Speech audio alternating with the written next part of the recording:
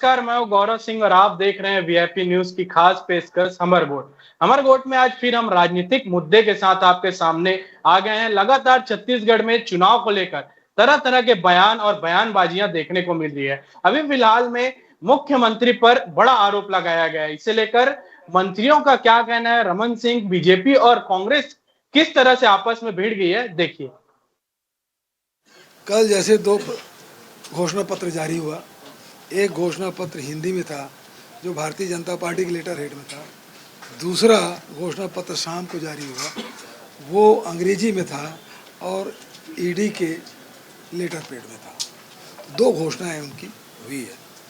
अभी ये प्रधानमंत्री जी भी कहें दुबई के लोगों से क्या संबंध है, मैं आप पूछना चाहता हूँ दुबई के लोगों से आपके क्या संबंध है?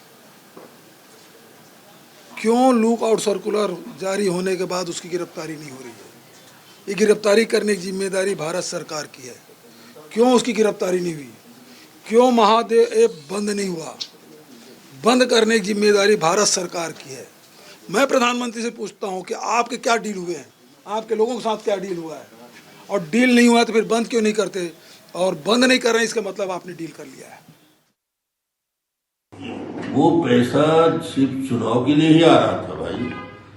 महादेव ऐप के प्रमोटर जो पैसा भेज रहे थे भूपेश जी को, वो इलेक्शन को प्रभावित करने के लिए ही 508 करोड़ दिया गया।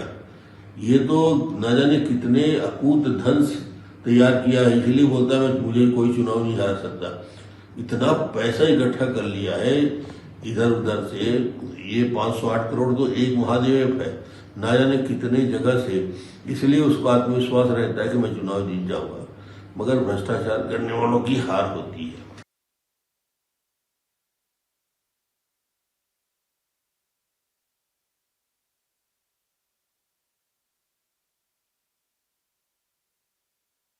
जिस तरह से आपने देखा, कांग्रेस मुख्यमंत्री भूपेश बघेल पर ठीक चुनाव से पहले ईडी के द्वारा बड़ा आरोप लगाया गया। 508 करोड़ कैश लेने का आरोप मुख्यमंत्री भूपेश बघेल पर लगाया गया। इसी मुद्दे पर चर्चा करने के लिए हमारे साथ भाजपा से येतराम साहू जी हैं। हम आपका इस प्रोग्राम में स्वागत करते हैं। वहीं कांग्रेस से अंशुल मिश्रा जी हमारे साथ जुड़े हुए हैं। हम आपका बहुत स्वागत करते हैं हमारे कार्यक्रम में। अंशुल मिश्रा जी, जिस तरह से चुनाव के ठीक पहले मुख्यमंत्री पर इतना बड़ा आरोप लगना, इसे आप किस तरह से देखते हैं? माननीय मुख्यमंत्री जी आदरणीय पहले ही कह दिया था कि बीजेपी का जो मुख्य गठबंधन है वो ईडी, आईटी और सीबीआई है। और जैसे जैसे चुनाव पाठ में आएगा, माननीय मुख्यमंत्री जी की छवि धूमिल करने के लिए, चलती हुई उत्तम कांग्रेस की सरकार की छवि धूमिल करने के लिए माननीय प्रधानमंत्री जी और मोटा भाई अमित शाह जी इस प्रकार की षड्यंत्रकारी राजनीति के तहत ईडी का प्रयोग पूरा करेंगे, जो कि वो कर रहे हैं। लेकिन ईडी का प्रयोग करते करते शायद ये लोग भूल जाते हैं कि हम लोकतांत्रिक और संवैधानिक देश में रहते हैं। किसी के ऊपर आरोप लगाना और उस आरोप को सिद्ध हो जाना, उसमें जमीन आसमान का फर्क है।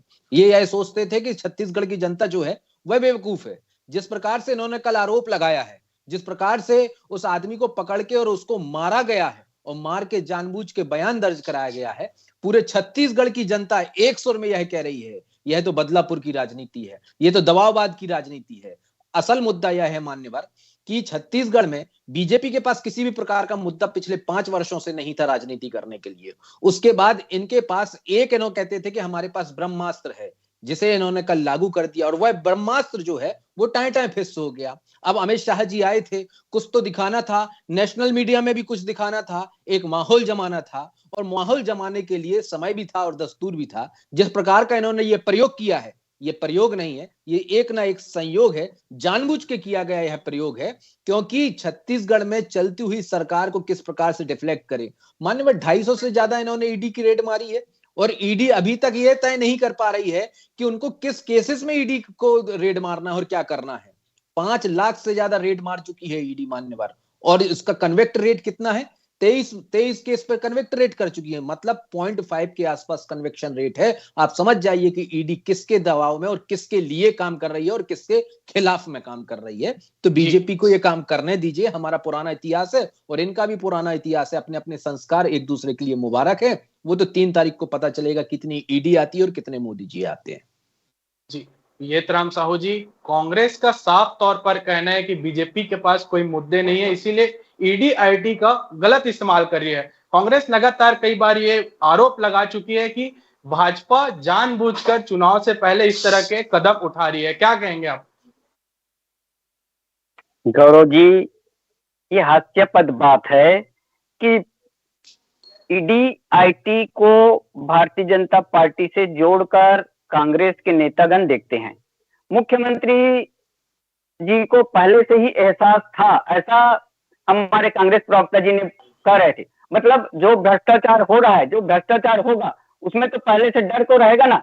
जो डर होता है, उसी डर के कारण ये पहले से उनको एहसास हो जाता है।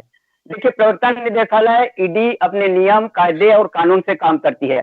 अगर 508 करोड़ रुपए का लेन देन का आरोप लग रहा है और जो पकड़े गए असीम दास के जरिए ये बात पता चली और असीम दास जी ये बयान दे रहे हैं, तो फिर उसमें क्योंकि किंतु और परंतु नहीं आता।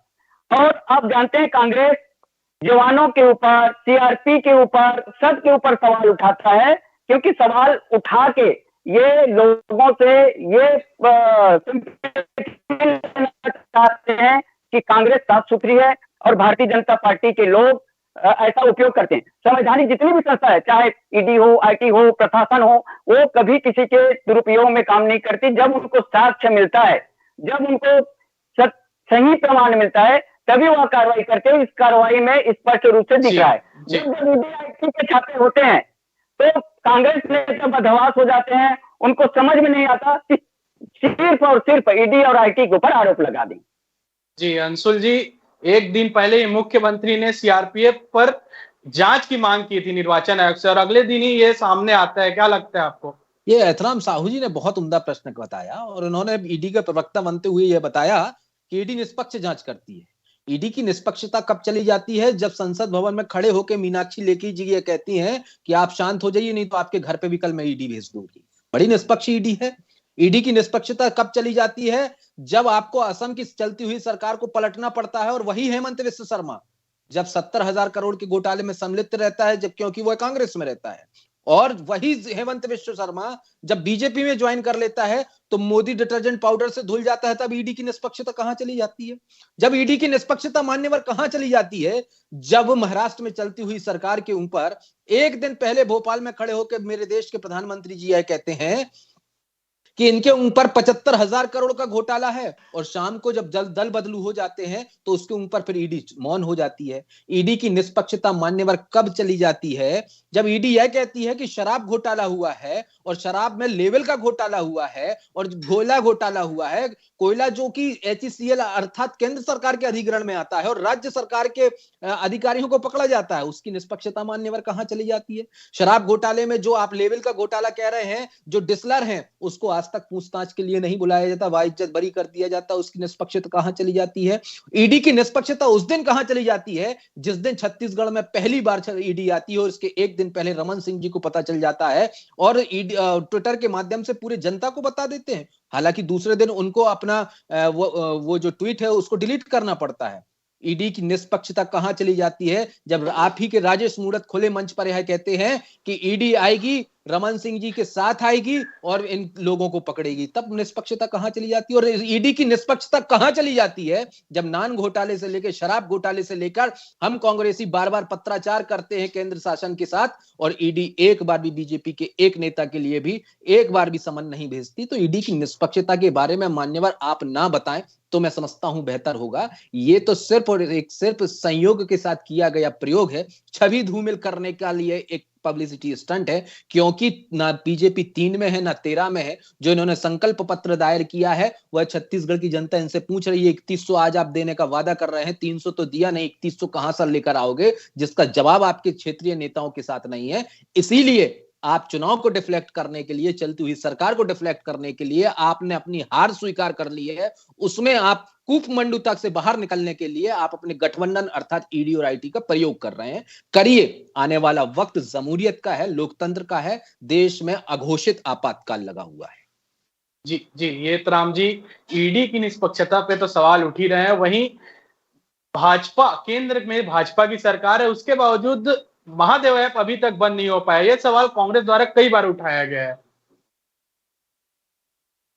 महादेव ऐप को प्रसरने का काम कांग्रेस की सरकार के संरक्षण में हुआ है और इसीलिए उनके ऊपर लगातार कार्रवाई हो रही है। और हमारे अंशुल मिश्रा जी बोल रहे थे भारतीय जनता पार्टी को ईडी का प्रवक्ता। जब जब ईडी को भारतीय जनता पार्टी के साथ आप जोड़ोगे तो भारतीय जनता चुप नहीं बैठेगी, भारतीय जनता पार्टी आपको जवाब देगी और आपके जवाब पूरे जनता को जवाब सुनाई दे रहा है। अंशुल जी, जब जब छत्तीसगढ़ में कोई भ्रष्टाचार का आरोप होता है, मैंने तो कई सारे प्रश्न उठाए, एक जवाब दे दीजिए, मैं तो जवाब सुनने बैठा ही हूँ आपका। मैंने कई सारे प्रश्न उठाए आपके। कांग्रेस के करीबी लोग, खैर कांग्रेस की लीला परंपरा है, न्यायालय में जो भी निर्णय होता है उसके खिलाफ धरने में बैठ जाते हैं। आप तो हाईकोर्ट के खिलाफ धरने में बैठ जाते हैं। आपके मुख्यमंत्री सर्वोच्च पद में, प्रदेश के सर्वोच्च पद में काले कपड़े बैठकर धरने में बैठ जाते हैं। तो आप लोग को ना न्यायालय से भरोसा है, ना संविधान पे भरोसा है, ना आईपीसी की धारा में भरोसा है। आप लोग को सिर्फ और सिर्फ कांग्रेस की धारा पे भरोसा है। मतलब आप जो बोले वो सही और दूसरा जो बोले वो गलत। अभी आप बोल रहे थे इनकी जो घोषणा पत्र है, उन घोषणा पत्र में किसी को भरोसा है? आपकी घोषणा पत्र में क्या भरोसा है? कर्ज माफी पिछले टाइम आपने पूरा नहीं किया, उसी कर्ज माफी को फिर से किए हैं आप।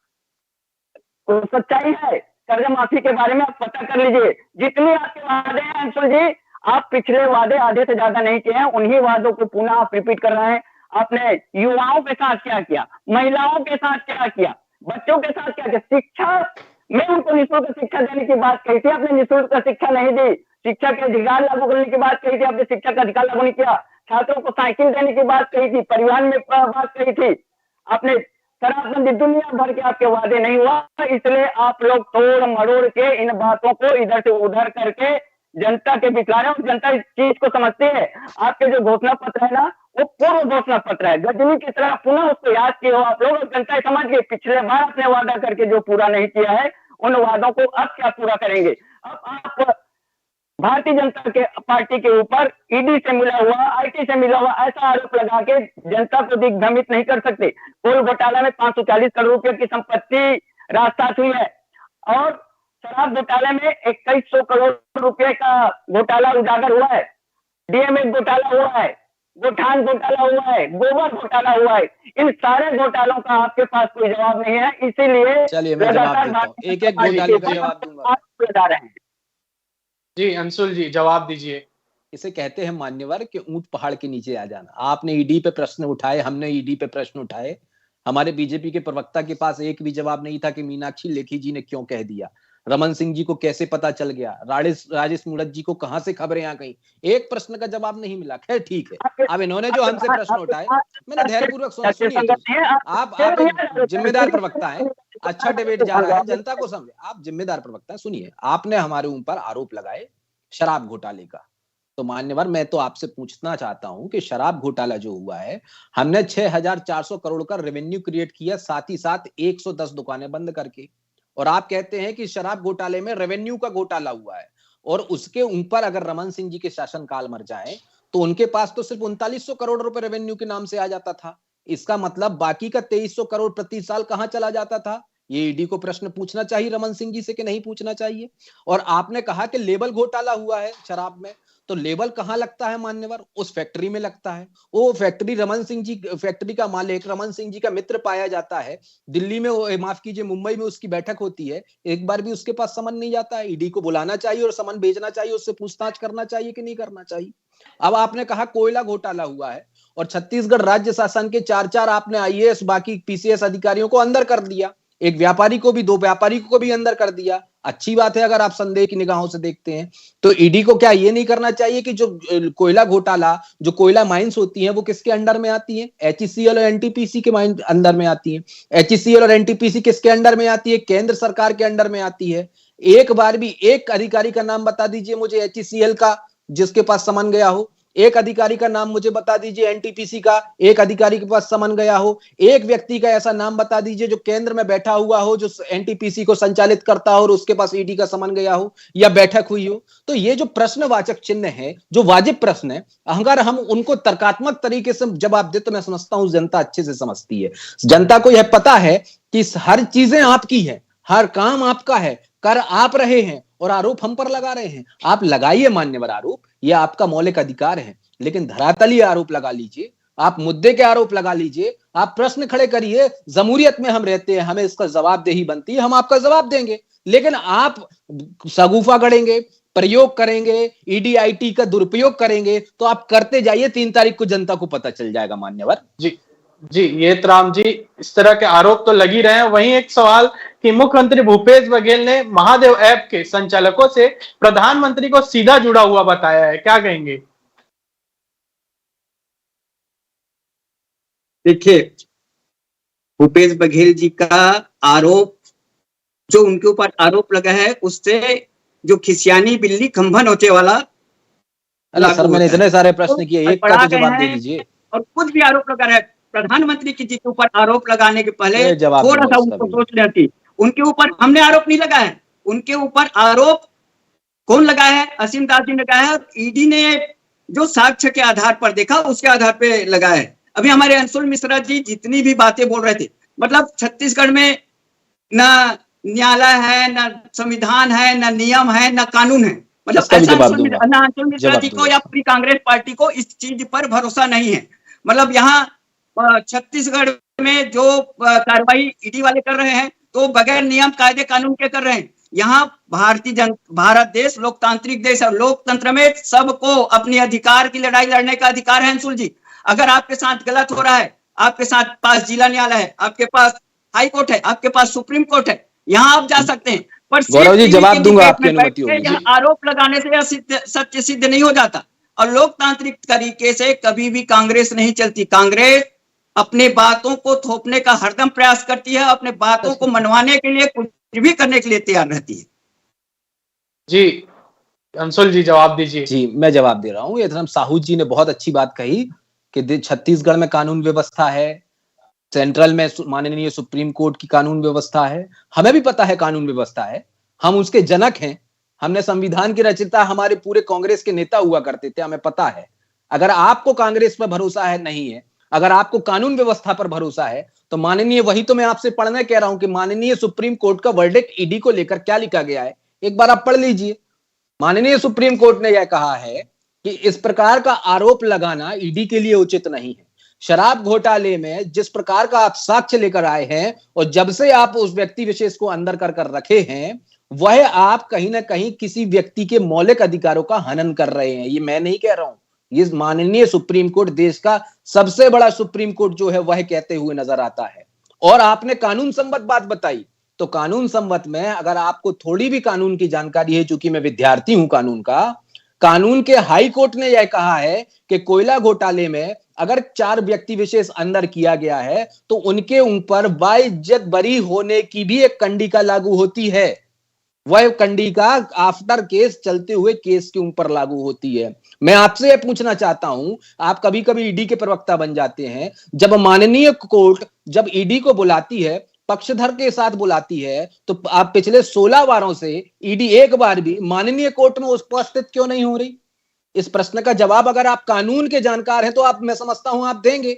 कहीं ना कहीं ईडी दोहरे चरित्र की राजनीति में संलिप्त है, क्योंकि ईडी किसी पार्टी विशेष की गठबंधन के साथ संलिप्त हुई है। ईडी जो है वो, ईडी और आईटी जो है वो बीजेपी की गेड़ियां बन चुकी है, इसलिए माननीय कोर्ट में उपलब्ध नहीं हो रही है। 16,000 पन्नों की चार्जशीट दायर करी थी मान्यवर ईडी ने, 16,000 पन्नों की चार्जशीट को दूसरे दिन खारिज कर दिया था माननीय कोर्ट ने। तो आप किस प्रकार की कानून की बात कर रहे हैं? हमें कानून पर भरोसा है, कानून पर भरोसा आपको नहीं है। पहले थोड़ा सा आप समझ कर आया करिए कि माननीय कोर्ट ने क्या कहा है, माननीय उच्च न्यायालय ने कहा है, माननीय उच्चतम न्यायालय ने क्या कहा है। लेकिन वही है कि आपको मीडिया के माध्यम से पता नहीं चलता। इसका मतलब यह नहीं कि आज कानून संबद्ध कार्रवाई हो रही है, आपका सिर्फ यह एक षड्यंत्रकारी प्रयोग है। आने वाले वक्त में जनता के समक्ष दूध का दूध और पानी का पानी होने वाला है। और तीसरी बात, छत्तीसगढ़ की जनता पूरे हिंदुस्तान में एक मैसेज बनाकर देगी कि आप किसी भी नेता के ऊपर, किसी भी पार्टी के ऊपर